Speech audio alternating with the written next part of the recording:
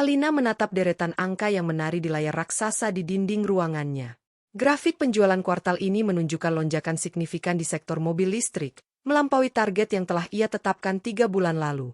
Jari-jarinya mengetuk pelan permukaan meja kayu jati yang dingin dan solid, sebuah ritme kepuasan yang terkendali.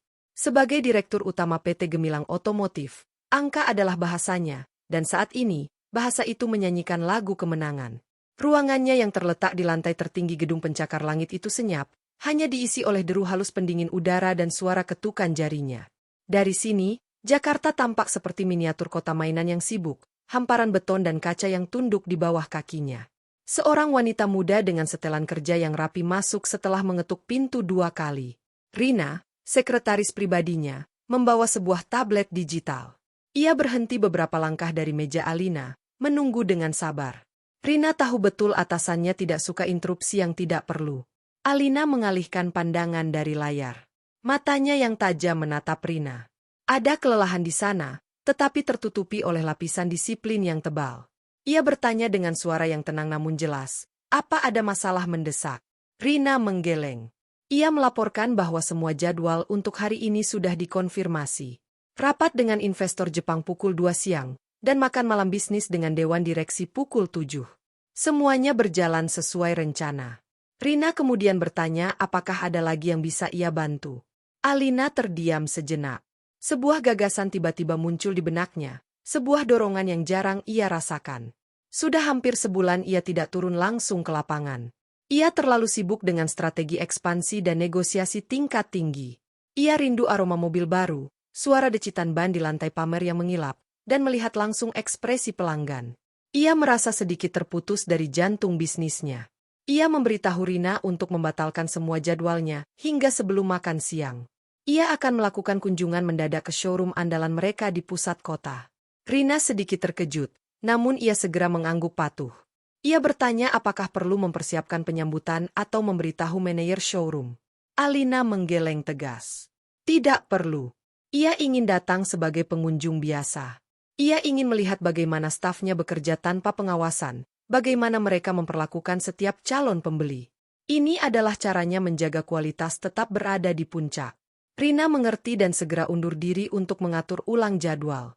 1 jam kemudian, Alina sudah berada di dalam lift pribadi yang membawanya ke lantai parkir basement. Ia telah berganti pakaian. Blazer mahal dan rok pensilnya digantikan oleh sebuah blus chiffon berwarna krem yang sederhana namun elegan, dipadu dengan celana bahan berwarna gelap yang jatuhnya pas di kaki.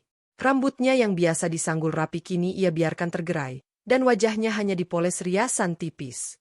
Ia menanggalkan jam tangan mewahnya dan hanya mengenakan sebuah gelang perak simpel.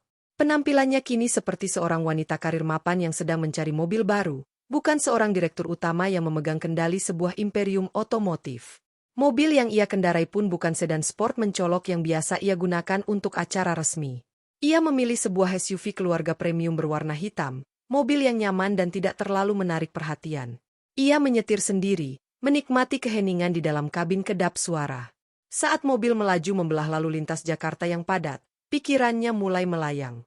Pemandangan gedung-gedung tinggi dan jalanan yang sibuk tiba-tiba memutar kembali sebuah memori yang telah berusaha ia kubur dalam-dalam. Memori tentang kehidupan lamanya. Kehidupan sebelum PT Gemilang Otomotif, sebelum ruangan di puncak gedung, sebelum ia menjadi Alina yang sekarang. Pikirannya kembali ke sebuah rumah kontrakan kecil yang panas di pinggiran kota. Ia bisa mengingat dengan jelas aroma masakan yang menguar dari dapur sempitnya, bercampur dengan bau cat yang sedikit mengelupas dari dinding. Di sanalah ia menghabiskan hari-harinya sebagai istri Bagas. Seorang istri yang dianggap tidak lebih dari sekadar pelayan. Suara Ibu Ratih, mantan mertuanya, berdengung di telinganya seolah wanita itu duduk di sebelahnya. Suara yang tajam dan penuh cemoohan. Kamu itu cuma lulusan diploma, tidak sepadan dengan Bagas anakku yang sarjana. Seharusnya kamu bersyukur dinikahi anakku. Jangan banyak tingkah. Hinaan itu datang dalam berbagai bentuk, setiap hari. Saat masakannya dianggap terlalu asin, saat ia mencoba menyisihkan sedikit uang belanja untuk membeli buku, saat ia mengutarakan keinginannya untuk melanjutkan kuliah atau memulai bisnis kecil. Semua keinginannya dipadamkan dengan cepat. Bagas, suaminya saat itu, tidak pernah membelanya. Ia selalu berdiri di belakang ibunya, mengangguk setuju. Sudahlah, Al, kamu di rumah saja. Urusan cari uang itu biar aku saja. Kamu tidak akan mengerti rumitnya dunia bisnis. Begitu kata-kata Bagas yang masih terngiang jelas. Kata-kata itu, yang diucapkan dengan nada meremehkan, terasa lebih menyakitkan daripada tamparan. Ia ingat suatu malam, ia menunjukkan sebuah proposal bisnis kue kering yang ia susun dengan teliti. Ia berharap Bagas akan melihat potensinya, memberinya sedikit modal awal. Bagas tertawa. Ia mengambil kertas itu, meremasnya, dan membuangnya ke tempat sampah. Kamu ini ada-ada saja. Fokus saja urus rumah. Jangan mimpi ketinggian, nanti jatuhnya sakit. Malam itu, sesuatu di dalam diri Alina retak. Bukan hanya hatinya, tetapi juga ilusi tentang cinta dan pernikahan yang ia bangun. Ia sadar, di mata mereka, ia hanyalah aset yang tidak berharga, sebuah pajangan yang harus patuh. Perceraian itu menyakitkan, prosesnya penuh air mata dan penghinaan lebih lanjut. Ibu Ratih menyebarkan fitnah bahwa ia adalah istri yang tidak tahu diuntung dan tidak bisa memberikan keturunan. Bagas dengan mudahnya melepaskannya, seolah membuang barang usang. Ia hanya diberi sedikit uang pesangon, jumlah yang menurut mereka sudah lebih dari cukup untuk wanita sepertinya. Namun, dari puing-puing itulah Alina membangun kembali dirinya.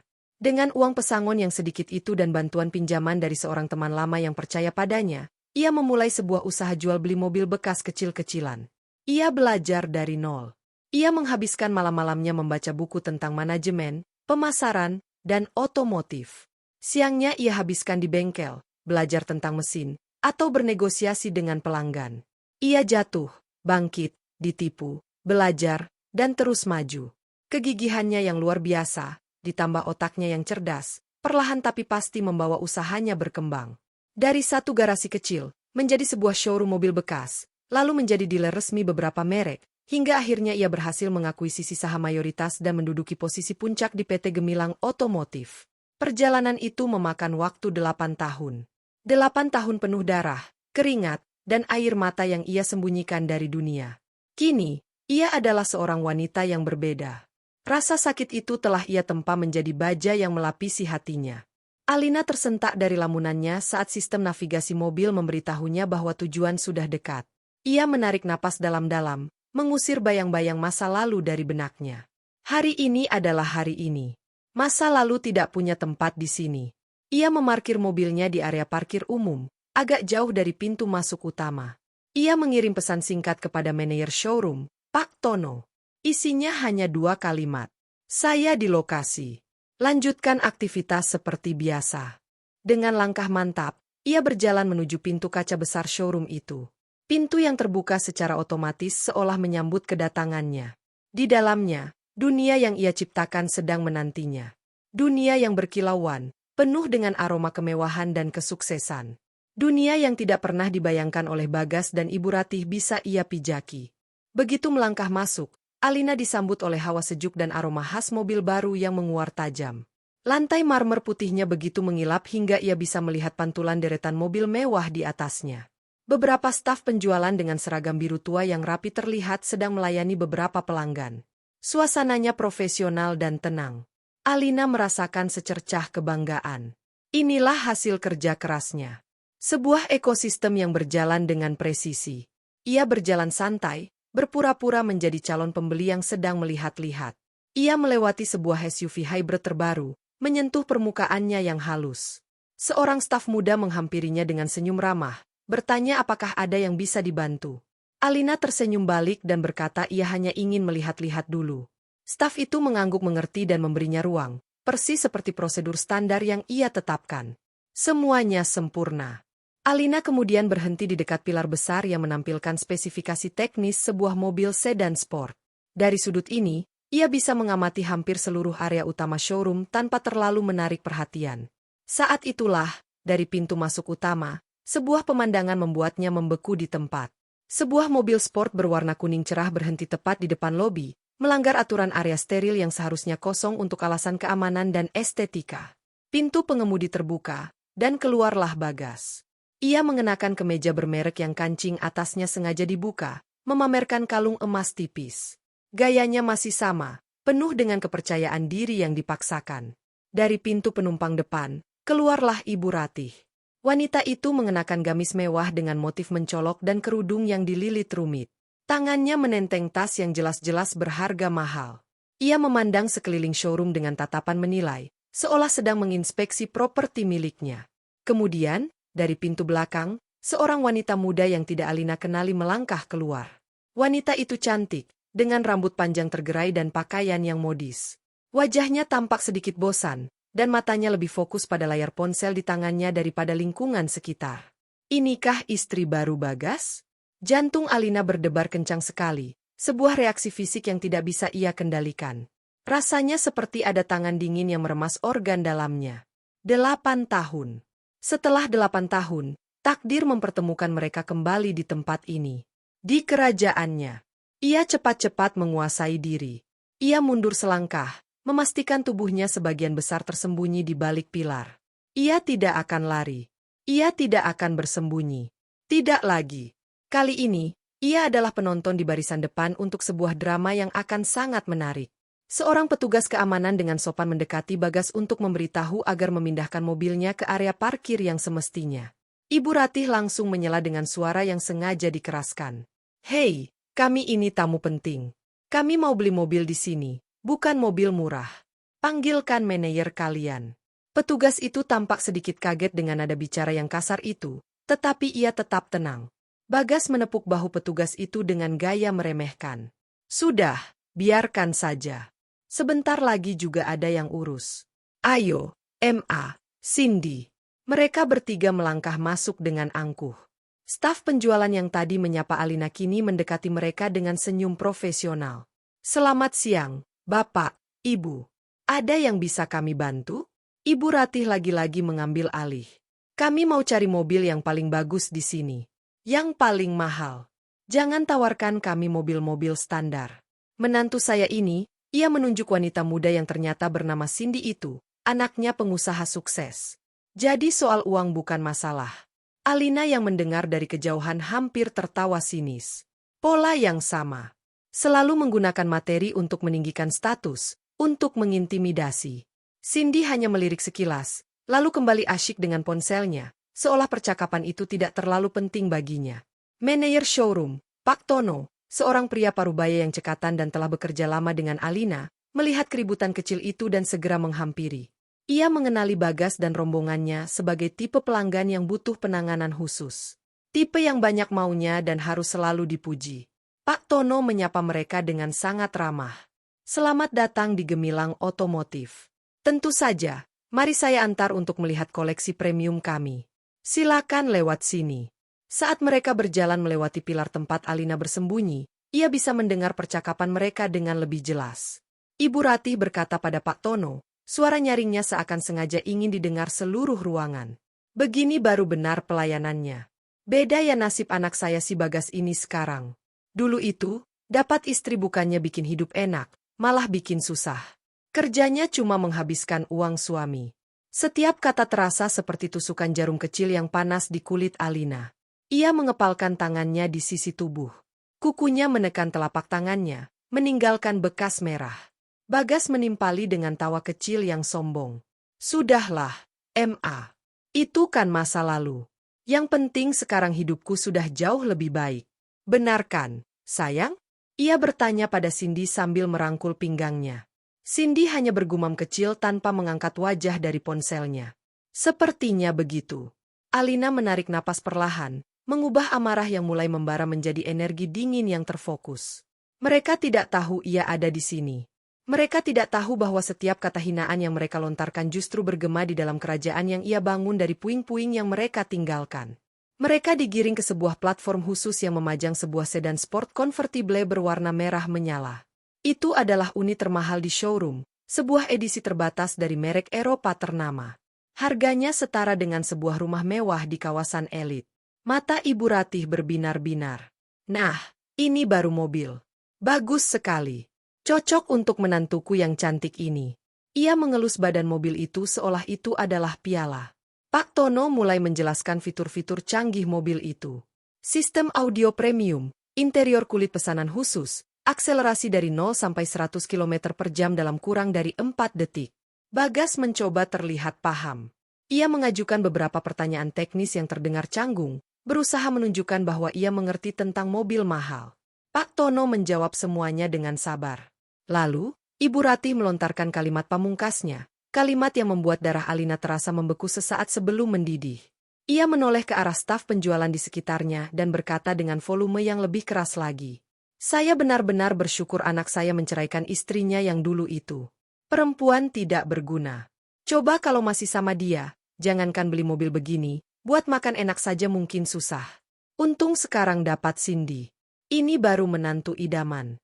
Mengangkat derajat keluarga. Hening sejenak. Beberapa staf yang mendengar saling pandang dengan canggung. Mereka tidak tahu siapa yang sedang dibicarakan, tetapi nada kebencian dalam suara wanita tua itu terasa tidak menyenangkan. Di balik pilar, Alina menutup matanya. Cukup. Ia sudah mendengar cukup.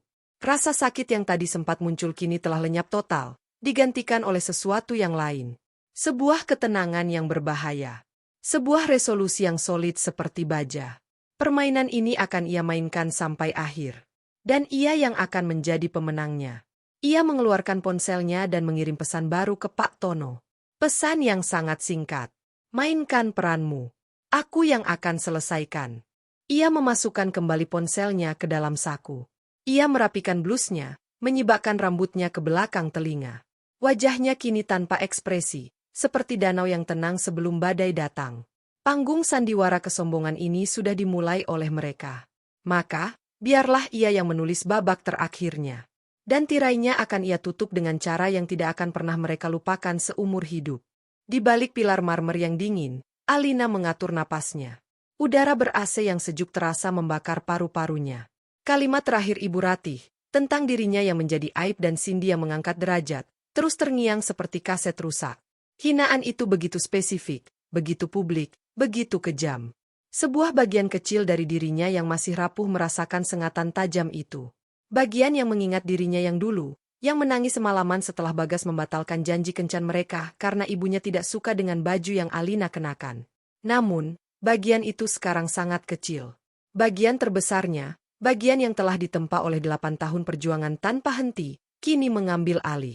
Amarah yang tadinya panas dan meluap-luap kini mendingin, berubah menjadi sesuatu yang jauh lebih berbahaya, sebuah ketenangan glasial.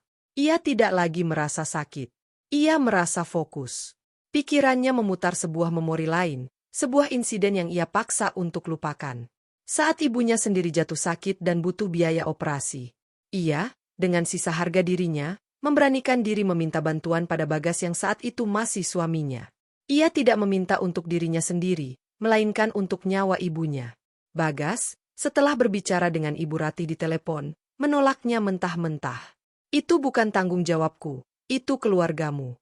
Uangku lebih baik dipakai untuk investasi daripada untuk hal yang tidak pasti. Begitu kata Bagas, tanpa menatap matanya. 3 minggu kemudian, Ibu Alina meninggal dunia. Ia tidak pernah memaafkan mereka untuk itu. Bukan karena uangnya, tetapi karena hilangnya kemanusiaan mereka. Lalu ada memori lain, tentang gaun terbaiknya. Sebuah gaun sederhana yang ia beli dengan uang hasil menabung berbulan-bulan, rencananya akan ia pakai untuk wawancara kerja di sebuah perusahaan kecil. Ia sangat bersemangat. Pagi hari sebelum wawancara, Ibu Ratih yang sedang membawa semangkuk sup panas, tersandung di dekatnya. Sup itu tumpah ke seluruh gaunnya. Wanita itu hanya berkata, maaf, tidak sengaja, lalu berlalu begitu saja. Meninggalkan Alina yang menatap nanar pada satu-satunya harapannya yang kini ternoda dan berbau kaldu ayam.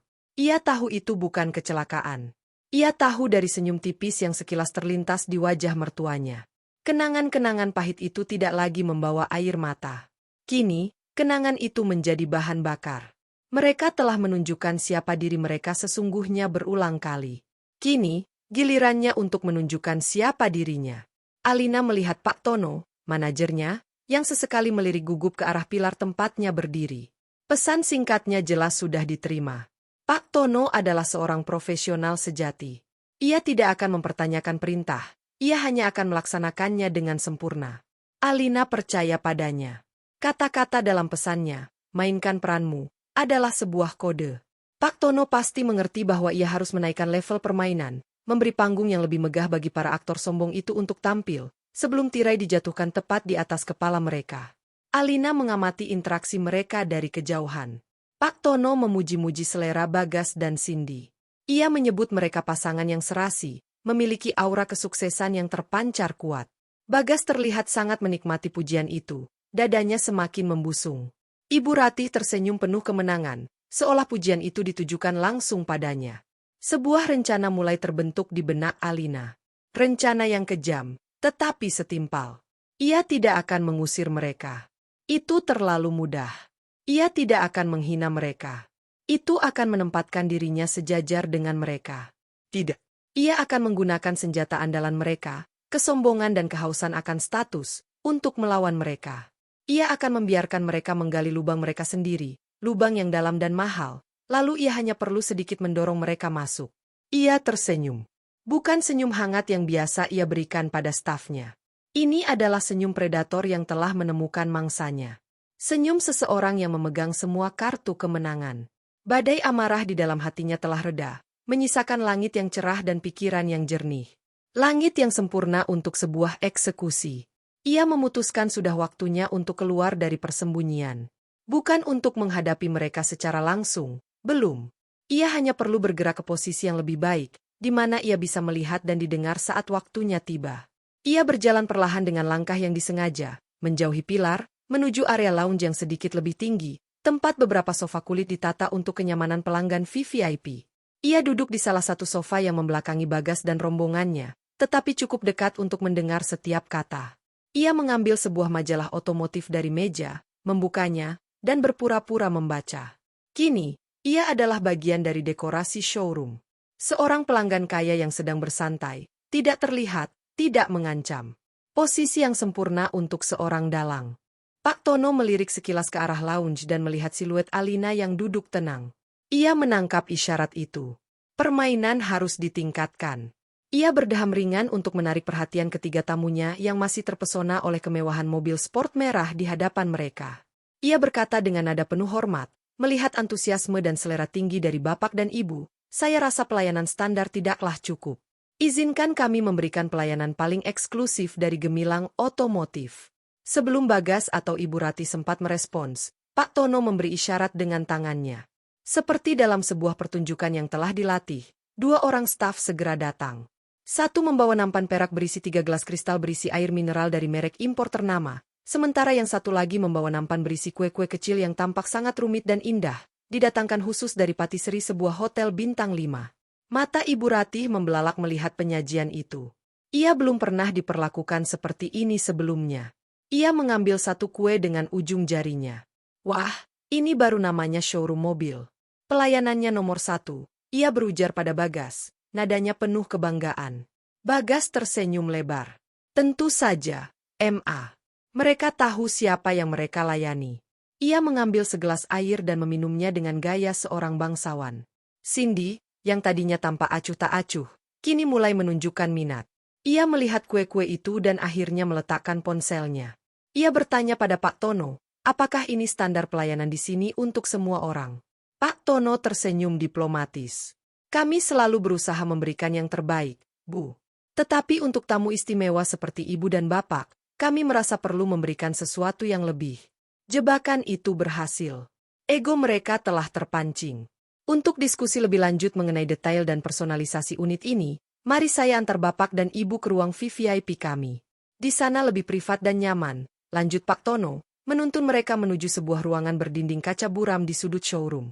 Dari sofa tempatnya duduk, Alina bisa melihat mereka mengikuti Pak Tono seperti kerbau yang dicocok hidungnya. Ia menyesap teh herbal yang baru saja disajikan oleh seorang staf untuknya. Matanya tidak pernah lepas dari majalah di tangannya, namun telinganya menangkap setiap percakapan. Di dalam ruang VVIP, kemewahan semakin terasa. Sofa kulit yang lebih empuk, meja dari kayu solid, dan sebuah layar besar di dinding. Pak Tono mempersilakan mereka duduk. Setelah mereka nyaman, ia memulai babak selanjutnya dari rencana Alina. Ia berkata, mobil sport ini memang sudah luar biasa dalam kondisi standarnya. Namun, untuk pemilik yang istimewa, kami menyediakan beberapa paket peningkatan eksklusif. Cindy tampak tertarik. Peningkatan seperti apa? Pak Tono menampilkan beberapa gambar di layar besar. Ada paket interior platinum, yang mengganti semua trim standar dengan bahan platinum asli dan kulit napa kualitas tertinggi. Lalu ada paket lapisan pelindung cat keramik edisi terbatas yang diklaim bisa menahan goresan ringan dan memberikan kilau abadi. Ada juga peningkatan sistem audio, yang seluruh komponennya dirakit tangan oleh para ahli di Jerman. Setiap paket yang ia sebutkan terdengar sangat menggiurkan dan, tentu saja, sangat mahal. Bagas menelan ludah. Ia melirik Cindy, mencoba membaca reaksinya. Ia tidak mau terlihat ragu atau pelit di depan istri barunya yang kaya raya. Justru Ibu Ratih yang menjawab lebih dulu. Tentu saja kita ambil yang terbaik.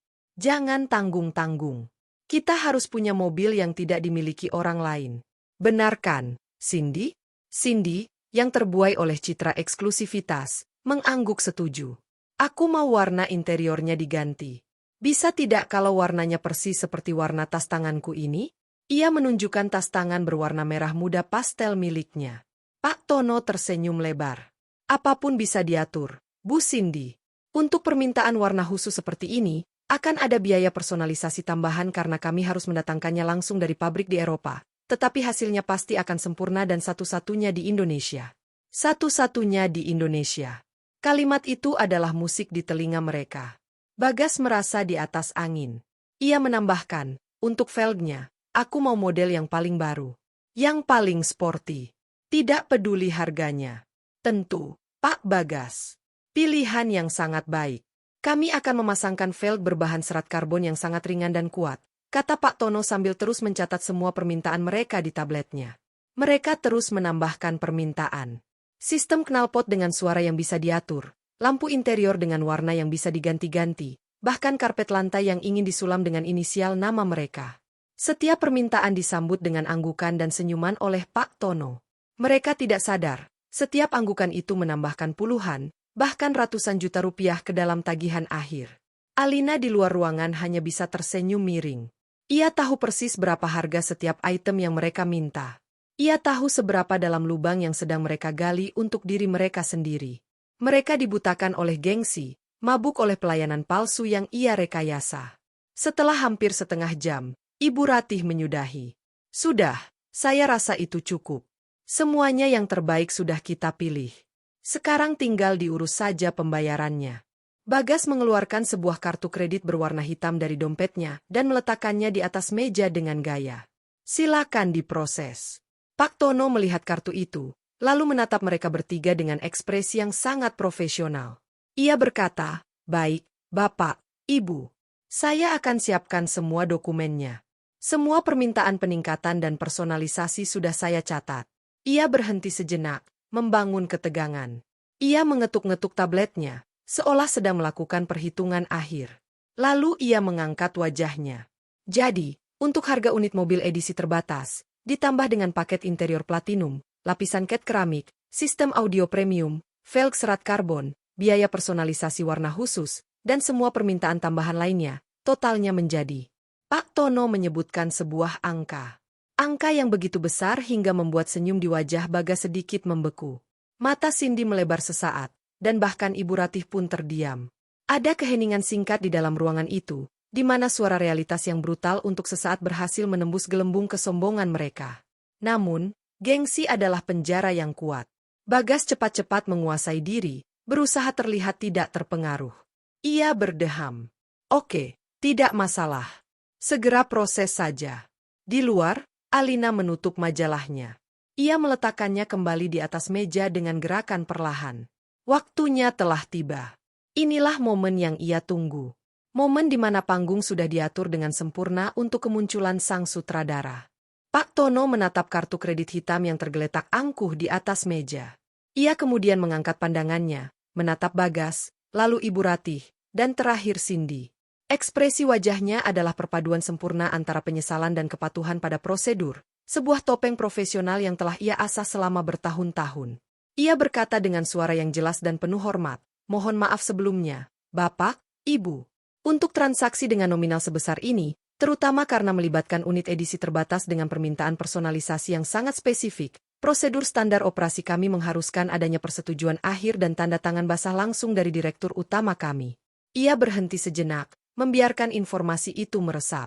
Ia melanjutkan, Ini adalah kebijakan perusahaan untuk memastikan semua detail pesanan klien VVIP seperti Bapak dan Ibu tercatat dengan sempurna dan untuk validasi alokasi unit agar tidak terjadi kesalahan. Ini murni untuk perlindungan dan kepuasan konsumen. Penjelasan yang terdengar sangat logis dan birokratis itu sama sekali tidak menimbulkan kecurigaan. Sebaliknya, itu justru menyiram bensin ke api kesombongan mereka. Status mereka sebagai klien VVIP seolah-olah baru saja dikonfirmasi oleh sebuah prosedur super ketat yang hanya berlaku untuk orang-orang super kaya. Ibu Ratih tertawa kecil, sebuah tawa yang terdengar seperti decitan. Tentu saja harus begitu. Pembelian kami ini kan bukan pembelian kacang goreng. Wajar kalau direkturnya harus turun tangan langsung. Ia melipat tangannya di dada dengan puas. Bagas mengangguk dengan gaya yang dibuat-buat sibuk dan penting. Ya sudah. Kalau begitu panggil saja direkturnya. Tolong dipercepat sedikit, kami masih ada urusan lain setelah ini. Ia melirik jam tangan mahalnya, seolah-olah setiap detiknya sangat berharga. Pak Tono membungkukkan badannya sedikit. Baik, Bapak. Mohon ditunggu sebentar, saya akan memanggil Ibu Direktur. Pak Tono kemudian melangkah keluar dari ruang VVIP, menutup pintu kaca buram itu di belakangnya. Ia tidak berjalan jauh. Ia hanya berdiri sejenak di luar, lalu berbalik dan mengarahkan pandangannya ke area lounge, tempat Alina duduk. Ia memberikan sebuah anggukan kecil yang nyaris tak terlihat. Itulah isyaratnya. Alina meletakkan cangkir tehnya. Ia berdiri dengan gerakan yang anggun dan tidak tergesa-gesa. Setiap otot di tubuhnya terasa hidup, dialiri oleh adrenalin yang dingin dan terkendali. Ia merapikan sedikit blusnya, memastikan penampilannya sempurna. Bukan untuk mereka, tetapi untuk dirinya sendiri. Ini adalah momen penobatan pribadinya. Ia mulai berjalan. Langkahnya tidak cepat, juga tidak lambat. Sangat terukur. Sepatunya yang berhak rendah menghasilkan suara ketukan yang lembut namun tegas di lantai marmer. Setiap ketukan seolah menghitung mundur menuju sebuah ledakan. Seluruh staf di lantai pamer yang melihatnya mulai bergerak, menyadari sesuatu yang penting akan terjadi. Mereka yang sedang bersandar langsung berdiri tegak. Mereka yang sedang berbicara dengan pelanggan lain, melakukannya dengan suara yang sedikit lebih pelan. Tatapan mereka semua tertuju padanya, penuh dengan rasa hormat dan sedikit rasa ingin tahu. Atmosfer di seluruh showroom berubah. Energi yang tadinya santai dan komersial kini menjadi tegang dan penuh antisipasi. Bagas, Ibu Ratih, dan Cindy di dalam ruangan tentu tidak merasakan perubahan ini. Mereka masih terkurung dalam gelembung superioritas mereka. Alina tiba di depan pintu ruang VVIP. Pak Tono membukakan pintu untuknya, memberinya jalan dengan punggung yang sedikit membungkuk. Alina melangkah masuk. Untuk sepersekian detik, waktu seolah berhenti. Ia melihat mereka bertiga duduk di sofa. Bagas dengan pose angkuhnya, Ibu Ratih dengan senyum puasnya, dan Cindy yang sedang memeriksa pantulan wajahnya di layar ponselnya yang gelap. Mereka mendongak saat ia masuk. Di mata mereka, hanya ada penilaian sekilas. Mereka melihat seorang wanita yang tampak berkuasa, rapi, dan jelas bukan staf penjualan biasa. Tidak ada percikan pengenalan sama sekali. Di mata mereka, Alina yang dulu adalah perempuan lusuh dari rumah kontrakan. Sosok di hadapan mereka ini adalah makhluk dari planet yang berbeda. Bagi Alina, pemandangan ini adalah segalanya. Melihat wajah-wajah yang telah memberinya begitu banyak luka kini menatapnya dengan tatapan kosong orang asing, memberinya gelombang kekuatan yang luar biasa. Ia berada di atas angin. Pak Tono berdeham untuk memulai. Ia berkata, "Bapak, Ibu, ini adalah direktur utama kami yang akan memvalidasi pesanan Anda." Alina berjalan mendekat ke meja. Ia tidak langsung menatap mereka. Matanya tertuju pada tablet yang dipegang Pak Tono. Ia mengambil tablet itu dengan gerakan yang luwes. Jari-jarinya menelusuri daftar pesanan di layar. Ia membaca setiap item personalisasi yang mereka minta. Interior platinum, cat khusus, velg serat karbon, sulaman inisial. Ia lalu mengangkat wajahnya, dan untuk pertama kalinya, ia menatap langsung ke mata mereka. Sebuah senyum tipis, nyaris tak terlihat, bermain di bibirnya. Senyum yang tidak mencapai matanya yang dingin. "Selamat siang," ia berkata. Suaranya tenang, datar, dan profesional. "Saya lihat pesanannya cukup detail." Kata detail itu ia ucapkan dengan jeda yang sangat singkat, namun cukup untuk menyiratkan sesuatu. Ia kemudian menatap Cindy. Warna merah muda pastel untuk interior. Pilihan yang sangat berani. "Apakah Anda yakin dengan warna ini?" Ini akan menjadi pesanan final dan tidak bisa diubah. Cindy, yang merasa diajak bicara oleh figur otoritas, menjawab dengan sedikit angkuh. Tentu saja saya yakin. Saya mau mobil itu serasi dengan gaya saya. Alina mengangguk perlahan. Lalu ia beralih ke Bagas. Dan velg serat karbon. Ini akan membuat mobilnya jauh lebih ringan, tapi juga lebih kaku saat dikendarai. Kurang nyaman untuk jalanan kota yang tidak rata. Apakah Bapak yakin ini untuk penggunaan harian? Pertanyaannya teknis dan menusuk, menguji pengetahuan Bagas yang dangkal. Bagas sedikit gelagapan. Tentu saja. Saya suka yang seperti itu. Yang penting penampilannya. Alina menahan keinginan untuk tertawa. Ia hanya mengangguk lagi. Ia membiarkan keheningan menggantung selama beberapa detik yang terasa sangat panjang. Ia menikmati kebingungan di wajah mereka. Mereka tidak tahu siapa dia, tetapi mereka bisa merasakan pergeseran kekuatan di dalam ruangan itu. Mereka mulai merasa seperti sedang diinterogasi, bukan dilayani.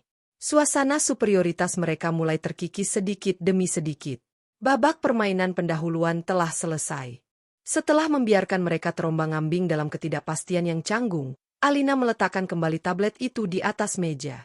Ia memberikan anggukan kecil kepada Pak Tono, sebuah isyarat yang telah mereka berdua pahami tanpa kata-kata. Pak Tono mengambil langkah maju. Ia berdeham sekali lagi, kali ini suaranya lebih formal. Baik, Bapak, Ibu.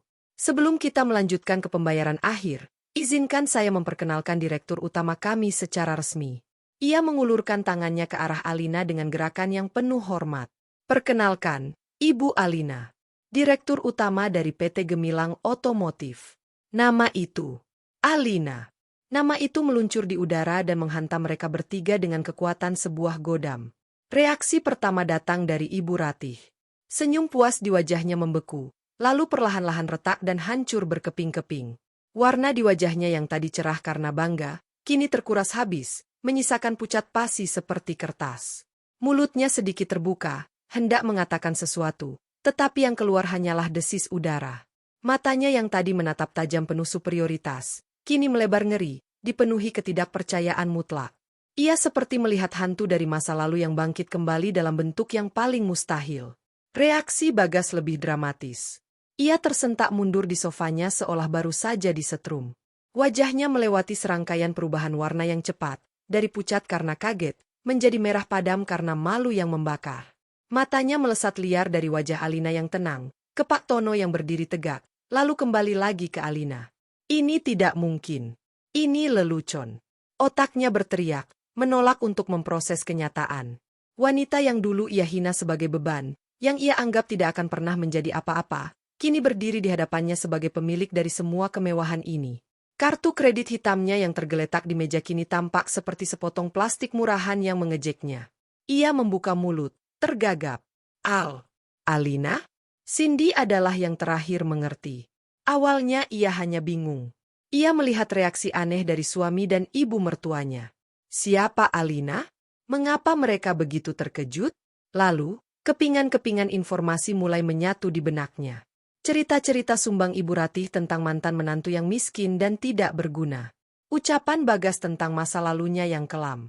Inikah dia? Perempuan yang mereka jelek-jelekan di depan para staf tadi? Perempuan yang disebut tidak akan mampu makan enak? Realisasi itu menghantamnya seperti tamparan. Ia tidak hanya terkejut, ia merasa marah. Marah karena telah diseret ke dalam drama memalukan ini. Marah karena ia baru saja bertingkah sombong di depan wanita yang jelas-jelas jauh lebih sukses dari suaminya. Keheningan di ruangan itu begitu pekat, bisa dipotong dengan pisau. Lalu, Alina berbicara. Suaranya masih sama tenangnya, tetapi kini setiap kata dilapisi baja yang dingin. Selamat siang, Bagas. Ibu Ratih. Lama tidak bertemu. Ia berhenti, membiarkan sapaan itu menyiksa mereka. Jadi, mobil yang ini yang mau dibeli? Dengan semua peningkatannya, tidak ada yang mampu menjawab. Lidah mereka keluh. Alina mengalihkan tatapannya yang tajam ke Ibu Ratih. Wanita tua itu tampak menyusut di kursinya, menghindari kontak mata. Dulu, ibu bilang saya tidak akan pernah bisa membeli barang mahal, atau bahkan sekadar memimpikannya. Hari ini, saya tidak hanya bisa membelinya, saya yang menjualnya kepada Anda. Atau lebih tepatnya, Saya yang memutuskan apakah Anda layak membelinya atau tidak. Kemudian, tatapannya beralih pada Cindy, yang duduk kaku dengan wajah pias. Dan untuk Anda, Mbak Cindy. Ia tersenyum, senyum yang sama sekali tidak ramah. Selamat. Anda telah mendapatkan harta karun yang sudah saya buang bertahun-tahun yang lalu. Semoga Anda lebih beruntung dalam memolesnya. Hinaan itu begitu elegan namun brutal, membuat Cindy merasa telanjang dan bodoh. Akhirnya, Alina menyudahi permainannya. Ia berdiri tegak, auranya kini memancar penuh kekuatan sebagai seorang pemimpin absolut. Wajahnya kembali datar, ekspresinya berubah menjadi ekspresi bisnis yang dingin dan tidak bisa diganggu-gugat. Ia menoleh pada manajernya. Tono. Siap, Bu, jawab Pak Tono sigap.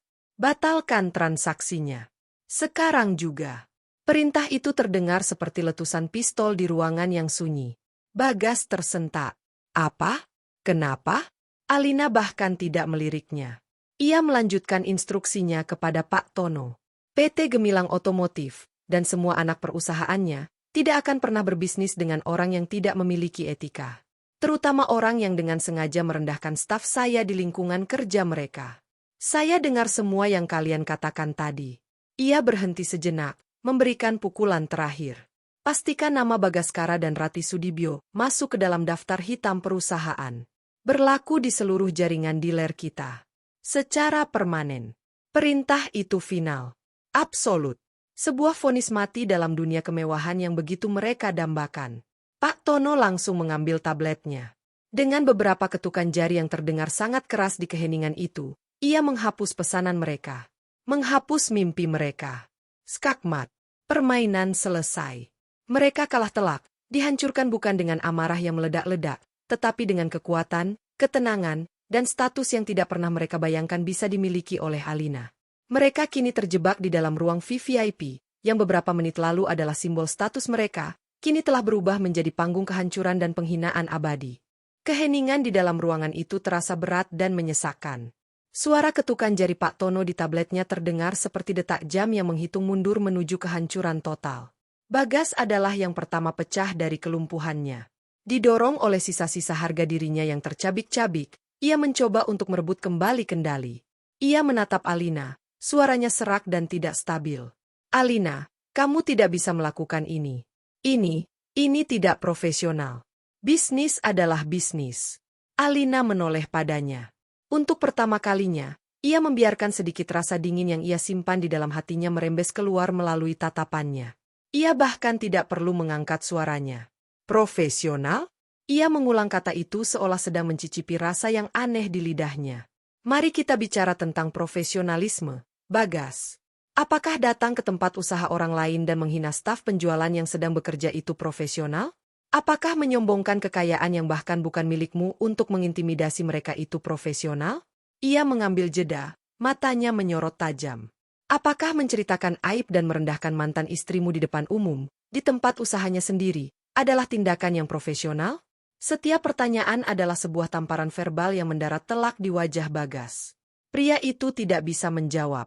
Wajahnya yang merah padam semakin gelap. Alina melanjutkan, suaranya tetap tenang namun mematikan. Kamu yang memulai dengan membawa masalah pribadi ke ranah bisnis. Kamu yang datang ke sini dengan niat pamer dan merendahkan. Saya hanya mengakhirinya, Bagas. Dengan cara yang paling profesional. Yaitu dengan menolak untuk berbisnis denganmu. Ibu Ratih, melihat anaknya di pojokan, akhirnya menemukan suaranya. Namun, nada angku itu telah lenyap, digantikan oleh getaran panik dan permohonan yang dibuat-buat. Alina, maafkan ibu. Ibu hilaf tadi, nak. Tolong jangan begini. Nanti apa kata orang kalau tahu? Alina tersenyum tipis, sebuah senyum yang penuh dengan kepahitan. Jangan panggil saya, nak, Bu Ratih. Panggilan itu tidak pernah tulus dari mulut ibu, dan kita berdua tahu itu. Dulu, panggilan itu adalah cara ibu mengingatkan saya akan posisi saya yang rendah. Sekarang, itu adalah cara ibu untuk mencoba menyelamatkan muka. Ia melangkah lebih dekat ke meja, tatapannya kini terkunci pada Ibu Ratih. Dan soal apa kata orang, bukankah itu satu-satunya hal yang selalu ibu khawatirkan sepanjang hidup ibu? Ibu lebih peduli pada citra daripada perasaan manusia. Nah, sekarang, silakan nikmati buah dari apa yang paling ibu takuti. Biarkan orang lain menilai sendiri siapa sebenarnya keluarga Sudibyo. Ibu Ratih gemetar. Topengnya telah dilucuti habis-habisan. Alina kemudian mengalihkan perhatiannya ke kartu kredit hitam yang masih tergeletak di atas meja, saksi bisu dari kesombongan yang gagal. Ia menunjuk kartu itu dengan dagunya. Kamu pikir benda itu, Bagas, bisa membeli segalanya? Bisa membeli mobil termahal, status palsu, dan rasa hormat? Kamu salah. Benda itu tidak ada nilainya di sini.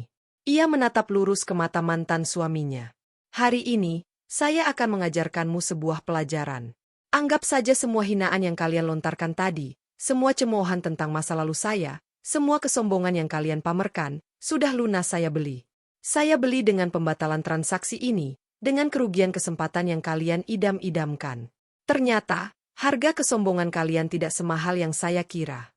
Sangat murah. Malah, kata-kata itu adalah pukulan terakhir. Alina telah mengambil senjata terbesar mereka, uang dan status, dan menunjukkan betapa tidak berartinya semua itu di hadapannya. Ia tidak hanya mengalahkan mereka, ia telah membuat seluruh fondasi hidup mereka tampak rapuh dan menyedihkan. Setelah tidak ada lagi yang tersisa untuk dikatakan, setelah ia memastikan mereka benar-benar hancur di dalam sangkar kemewahan yang mereka masuki sendiri, Alina berbalik. Ia tidak mau melihat wajah mereka lebih lama lagi. Baginya, mereka sudah menjadi tidak relevan. Ia berbicara kepada Pak Tono, suaranya kini kembali menjadi suara seorang direktur utama yang memberikan perintah. Tono, panggil petugas keamanan. Pak Tono mengangguk tanpa ragu. Ia berbicara pelan melalui alat komunikasinya. Alina melanjutkan. Antarkan bapak dan ibu ini keluar dari properti saya. Lakukan dengan sopan, tapi pastikan mereka sampai ke pintu keluar tanpa berhenti. Instruksi untuk melakukannya dengan sopan adalah puncak dari kemenangannya. Ia tidak perlu berteriak atau menggunakan kekerasan. Kekuasaannya begitu absolut sehingga perintah pengusiran pun bisa disampaikan dengan etiket. Itu adalah cara untuk menunjukkan bahwa ia berada di level yang berbeda, level yang tidak akan pernah bisa mereka capai. Dua orang petugas keamanan berbadan tegap dengan seragam rapi masuk ke dalam ruangan. Mereka tidak menyentuh, hanya berdiri di dekat pintu. Kehadiran mereka sudah menjadi sebuah perintah yang tidak bisa dibantah. Pintu menuju neraka kehinaan pribadi mereka telah terbuka. Perjalanan dari ruang VVIP menuju pintu keluar utama adalah koridor penyiksaan terpanjang yang pernah Bagas dan Ibu Ratih lalui. Setiap langkah terasa seperti menginjak bara api. Keheningan di showroom yang tadi terasa normal, kini terasa memekakan telinga, dipenuhi oleh tatapan mata dan bisikan yang mereka bayangkan. Dua petugas keamanan berjalan mengapit mereka dari jarak yang sopan namun tegas, memastikan mereka tidak berbelok atau berhenti. Mereka harus berjalan melewati platform tempat mobil sport merah itu dipajang, mobil yang beberapa saat lalu menjadi simbol puncak kebanggaan mereka, kini menjadi monumen penghinaan mereka. Seluruh staf yang berada di lantai pamer berhenti dari aktivitas mereka. Mereka tidak menatap dengan cemoohan, melainkan dengan tatapan dingin dan penuh penilaian. Mereka melihat tiga orang yang tadinya begitu arogan kini berjalan lunglai seperti pesakitan.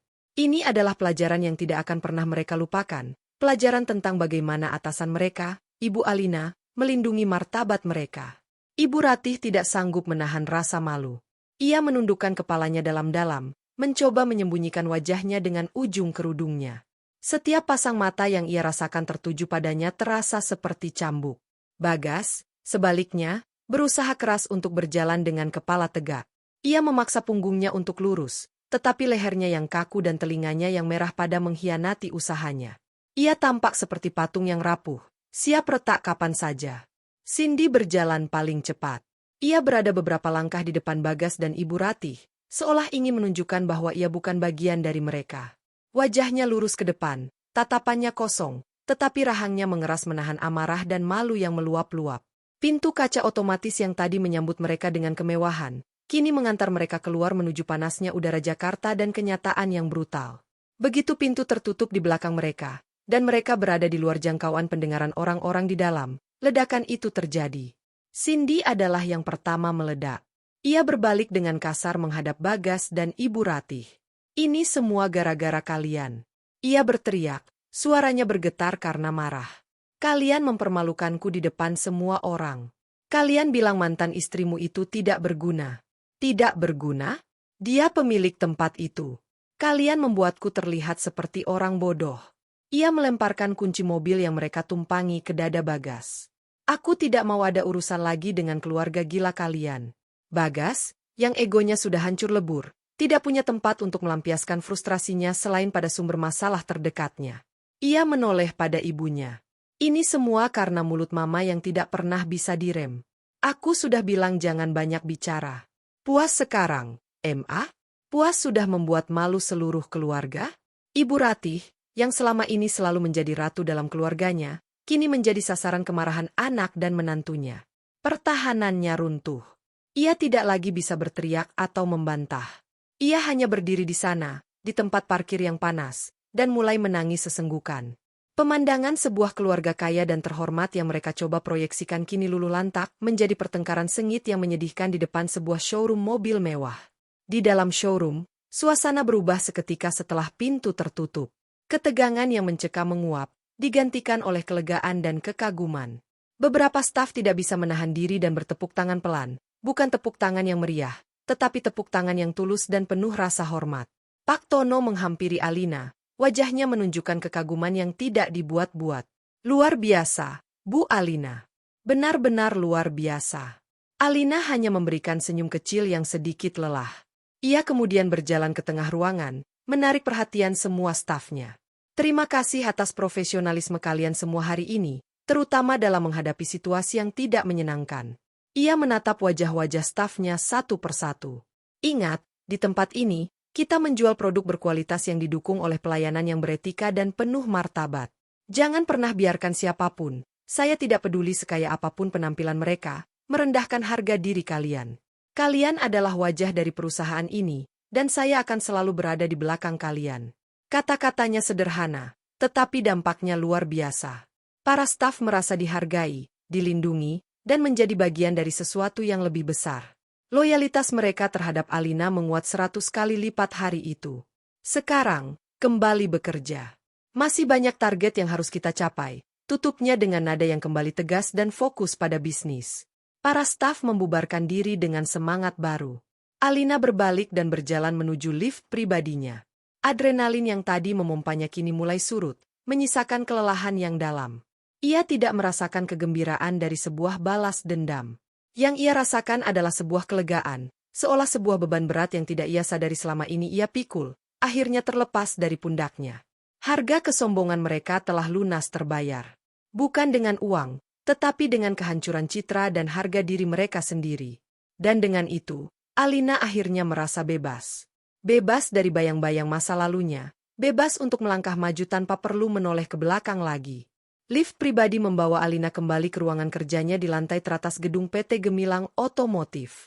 Perjalanan dari showroom di pusat kota kembali ke markas besarnya terasa kabur. Pikirannya tidak fokus pada jalanan atau gedung-gedung yang ia lewati. Pikirannya masih memproses gema dari peristiwa yang baru saja terjadi. Ia berdiri di depan jendela raksasanya, memandangi hamparan kota yang sama yang ia lihat pagi tadi. Namun, kini kota itu tampak berbeda. Bukan kota yang terasa tunduk di bawah kakinya, melainkan kota yang terasa penuh dengan kemungkinan. Ia tidak merasakan gelombang euforia atau kegembiraan liar dari sebuah balas dendam yang tuntas. Perasaan yang menyelimutinya jauh lebih dalam dan lebih tenang. Itu adalah perasaan lega. Sebuah kelegaan yang begitu fundamental hingga terasa seperti ia baru bisa bernapas dengan benar setelah 8 tahun menahan napas. Selama ini, tanpa ia sadari sepenuhnya, bayang-bayang Bagas dan Ibu Ratih selalu ada di sudut terjauh pikirannya. Mereka adalah hantu yang bersemayam di sana, simbol dari penghinaan dan rasa sakit yang menjadi fondasi dari ambisinya. Ia membangun imperium bisnisnya ini sebagian besar untuk dirinya sendiri, untuk membuktikan kemampuannya pada dirinya sendiri. Tetapi, ia tidak bisa memungkiri, ada bagian kecil dari motivasinya yang selalu berbisik, suatu hari nanti, mereka akan melihat.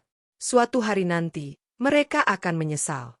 Hari ini, hari itu telah datang. Dan rasanya tidak seperti yang pernah ia bayangkan. Ia tidak merasa menang melawan mereka. Ia merasa telah menang melawan hantu-hantu di dalam dirinya sendiri. Peristiwa di showroom tadi adalah sebuah katarsis. Ia melihat mereka bukan lagi sebagai figur raksasa dari masa lalunya yang bisa menyakitinya dengan kata-kata. Ia melihat mereka apa adanya. 2 orang manusia yang kecil, rapuh, dan menyedihkan, yang membangun harga diri mereka di atas materi dan cemoohan terhadap orang lain. Kekuatan mereka atas dirinya, Kekuatan untuk membuatnya merasa tidak berharga telah lenyap selamanya. Kekuatan itu menguap di bawah tatapan matanya yang dingin di dalam ruang VVIP itu. Kemenangan yang sesungguhnya bukanlah saat ia memerintahkan pembatalan transaksi. Kemenangan yang sesungguhnya adalah saat ia menatap wajah mereka dan tidak merasakan apa-apa selain rasa kasihan yang dingin. Itulah momen kebebasan sejatinya. Ponselnya di atas meja bergetar pelan. Sebuah pesan masuk dari Pak Tono. Alina membacanya. Pesan itu singkat. Isinya memberitahu bahwa berita tentang insiden tadi dan cara Ibu Alina menanganinya telah menyebar dengan cepat di grup internal para manajer cabang. Semua orang menyatakan salut dan berterima kasih karena Ibu Direktur telah membela martabat staf di lapangan. Mereka merasa lebih bangga menjadi bagian dari PT Gemilang Otomotif. Alina meletakkan kembali ponselnya.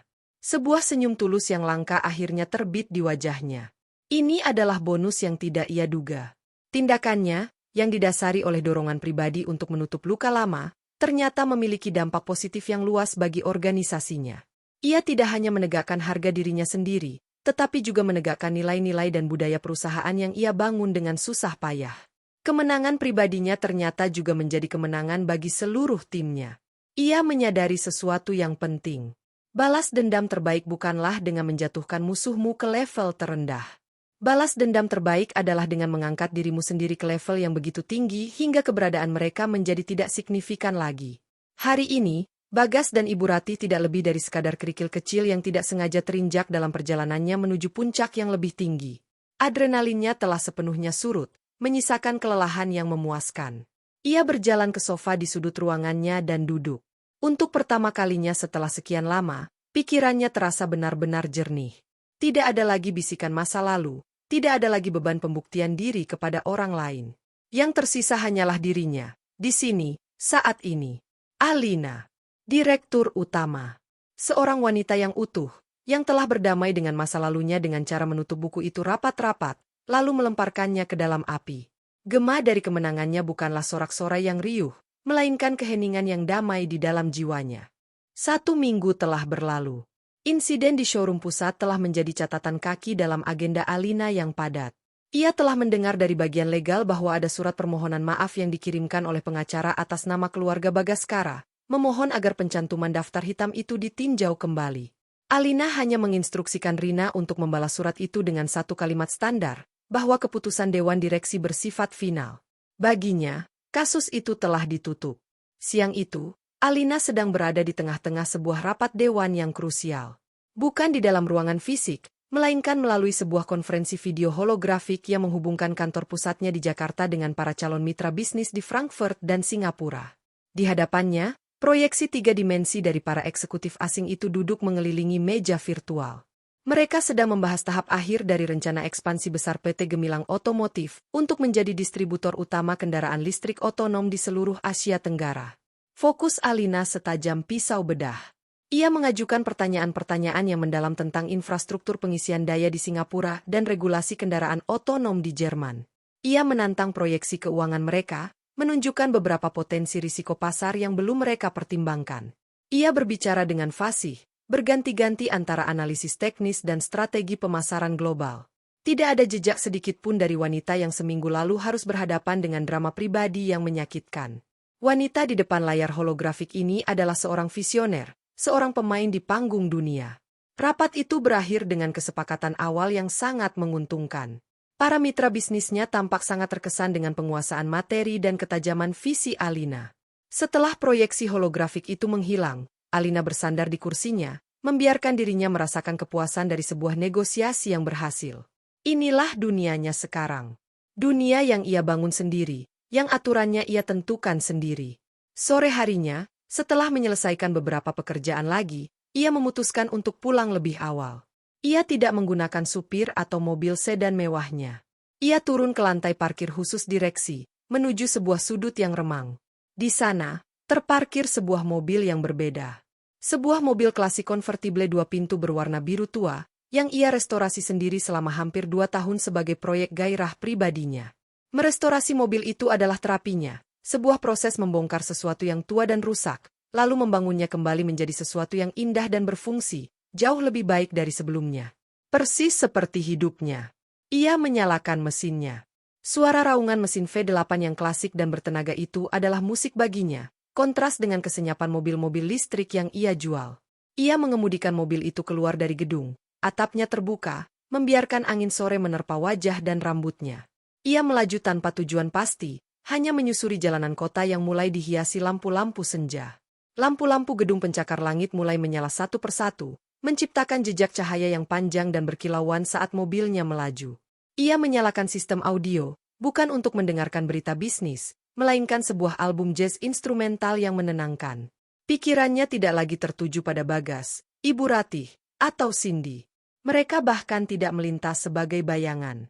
Pikirannya dipenuhi oleh hal-hal lain. Strategi peluncuran untuk pasar Singapura. Desain interior untuk kantor cabang baru di Frankfurt. Rencana perjalanan solo ke pegunungan Himalaya yang sudah lama ia impikan. Hidupnya begitu penuh, begitu kaya, begitu luas. Insiden seminggu yang lalu kini terasa seperti terjadi di kehidupan orang lain. Saat mobilnya memasuki jalan tol yang lengang, ia merasakan dorongan untuk melaju lebih cepat. Ia menekan pedal gas sedikit lebih dalam. Mobil klasik itu merespons dengan sigap, melesat maju dengan kekuatan yang anggun. Angin berdesir lebih kencang di telinganya. Di hadapannya, jalanan aspal terbentang lurus dan hitam, seolah tak berujung. Alina tersenyum, senyum yang murni, bebas, dan penuh dengan antisipasi. Ia melaju di jalanan yang terbuka lebar itu, menuju cakrawala yang ia tahu, dengan segenap keyakinan di dalam hatinya, tidak lagi memiliki batas. Lembaran baru dalam hidupnya telah terbuka, dan langitnya kini tanpa batas. 2 tahun telah berlalu sejak hari yang menentukan di showroom pusat itu. 2 tahun yang telah mengubah banyak hal, sekaligus mengukuhkan hal-hal lainnya. Bagi Alina, 2 tahun ini adalah periode pertumbuhan yang eksplosif, baik secara profesional maupun pribadi. Rencana ekspansi PT Gemilang Otomotif ke pasar Asia Tenggara dan Eropa yang dulu baru di atas kertas, kini telah menjadi kenyataan yang gemilang. Di bawah kepemimpinannya, perusahaan berhasil menjadi salah satu pemain utama di sektor kendaraan listrik premium di kawasan, sebuah pencapaian yang membuatnya menjadi sampul majalah bisnis internasional, bukan sebagai sosialita, tetapi sebagai salah satu CEO paling berpengaruh di bawah usia 40 tahun. Imperium yang ia bangun kini berdiri lebih kokoh dan menjulang lebih tinggi dari yang pernah ia bayangkan. Namun, kemenangan terbesarnya tidak tercatat di bursa saham atau laporan keuangan. Kemenangan terbesarnya terasa di keheningan malam saat ia bisa tidur nyenyak, atau di pagi hari saat ia terbangun dengan perasaan damai, bukan lagi dengan dorongan membara untuk membuktikan sesuatu. Malam itu, ia sedang tidak berada di ruang rapat atau di dalam jet pribadi. Ia sedang berada di sebuah acara pembukaan galeri seni kontemporer di sebuah sudut tenang Jakarta. Ia tidak datang untuk mencari koneksi bisnis. Ia datang untuk menemani Daniel, seorang arsitek ternama yang telah menjadi pasangannya selama setahun terakhir. Daniel adalah pria yang tenang, pemikirannya dalam, dan dunianya yang penuh dengan estetika dan struktur menjadi penyeimbang yang sempurna bagi dunia Alina yang penuh dengan angka dan persaingan. Mereka berdiri di depan sebuah instalasi seni yang rumit, terbuat dari logam daur ulang. Daniel menjelaskan filosofi sang seniman dengan suara rendah yang menenangkan. Alina mendengarkan dengan saksama, sesekali mengajukan pertanyaan. Ia menyukai momen-momen seperti ini, momen di mana ia bisa melepaskan jubah CEO-nya dan menjadi dirinya sendiri, seorang wanita yang penasaran dan menikmati keindahan. Hubungan mereka dibangun di atas fondasi rasa saling menghargai yang dalam, sebuah kemitraan 2 orang dewasa yang utuh, yang tidak saling membutuhkan untuk melengkapi, melainkan memilih untuk berbagi kehidupan yang sudah sama-sama penuh. Saat acara hampir berakhir, mereka memutuskan untuk minum kopi di sebuah kafe kecil di seberang galeri. Kafe itu berdinding kaca, memberikan pemandangan langsung ke jalanan yang basah setelah diguyur hujan rintik. Sambil menunggu pesanan mereka, Alina iseng mengamati lalu lalang kendaraan. Dan saat itulah ia melihatnya. Sebuah mobil sedan keluarga produksi Jepang yang usianya jelas sudah tidak muda lagi, berhenti tepat di lampu merah di depan kafe. Di balik kemudi, duduk seorang pria yang tampak sangat lelah. Wajahnya lebih kuyu dari yang Alina ingat, garis-garis stres terukir jelas di sekitar mata dan mulutnya. Rambutnya sedikit menipis, dan kemeja yang ia kenakan tampak sedikit kusam. Pria itu adalah Bagas. Alina menatapnya selama beberapa detik. Tidak ada lonjakan amarah, tidak ada sengatan rasa sakit, tidak ada perasaan kemenangan.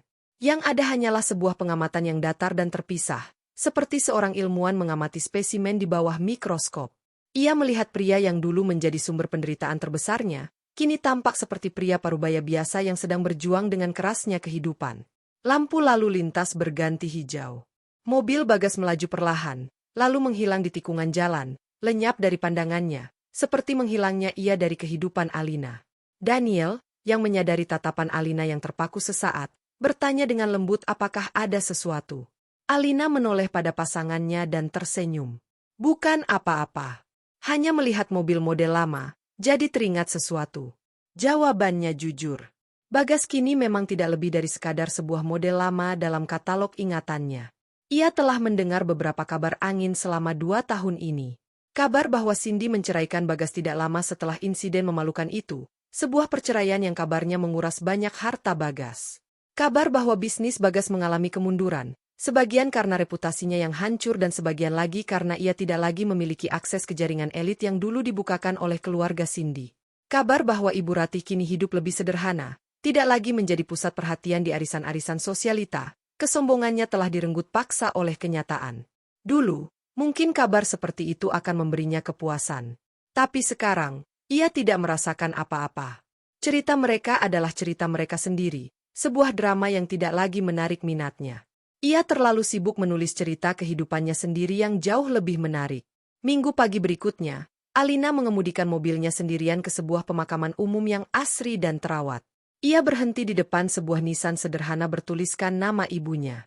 Dengan gerakan lembut, ia meletakkan seikat bunga lili putih yang segar di sana, bunga kesukaan almarhumah. Ia berjongkok, membersihkan beberapa daun kering yang jatuh di atas nisan. Ia tidak menangis. Ia hanya tersenyum. Dalam keheningan hatinya, ia berbicara pada ibunya. Bu, Alina di sini. Maaf baru sempat datang lagi. Aku baik-baik saja, Bu. Sangat baik. Perusahaan berjalan lancar. Dan aku sudah tidak sendirian lagi. Ada Daniel, dia orang yang sangat baik. Ibu pasti akan menyukainya. Ia berhenti sejenak, menarik napas dalam-dalam. Luka-luka lama itu, Bu, sudah sembuh. Semuanya sudah selesai. Terima kasih sudah memberiku kekuatan. Sekarang, aku bahagia. Sebuah kedamaian yang mendalam menyelimutinya. Ia tahu, ibunya akan bangga. Bukan hanya karena kesuksesan dunianya, tetapi karena ia telah berhasil menemukan kedamaian batinnya. Ia telah berhasil mengubah air mata menjadi kekuatan, dan mengubah rasa sakit menjadi kebijaksanaan. Setelah beberapa saat, ia bangkit berdiri.